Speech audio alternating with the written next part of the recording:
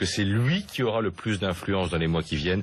12% seulement pour le président de la République. Notre logement, à présent, les tarifs des syndics sont sur le point d'exploser. On parle de 20% de hausse. Oui, tout ça à cause de la loi Allure pour l'accès au logement et à l'habitat rénové. D'après la FNAIM, le texte va leur imposer tellement d'obligations à ces syndics qu'ils vont être contraints de relever leurs honoraires. Enquête de David Couloum et d'Igor Saïri.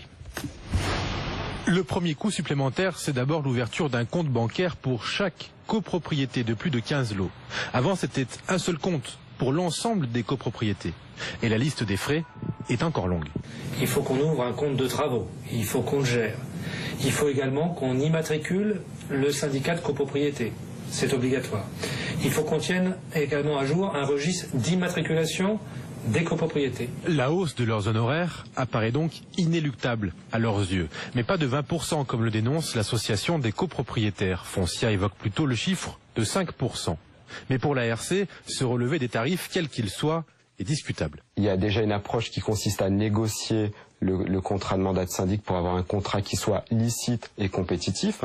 Et si ce n'est pas le cas, bien d'anticiper en faisant appel à la concurrence et notamment dans des petites structures, des petits immeubles, de pouvoir aussi recourir à éventuellement un syndic non professionnel. Parallèlement, seules quelques prestations définies par décret pourront être facturées à la hausse par les syndics. Le suivi des impayés, par exemple, ou la tenue d'une assemblée générale extraordinaire. Deux informations de l'étranger avant d'aller retrouver François-Xavier Ménage en Algérie. D'abord, le naufrage du ferry en Corée. Regardez, c'est une petite fille de 6 ans.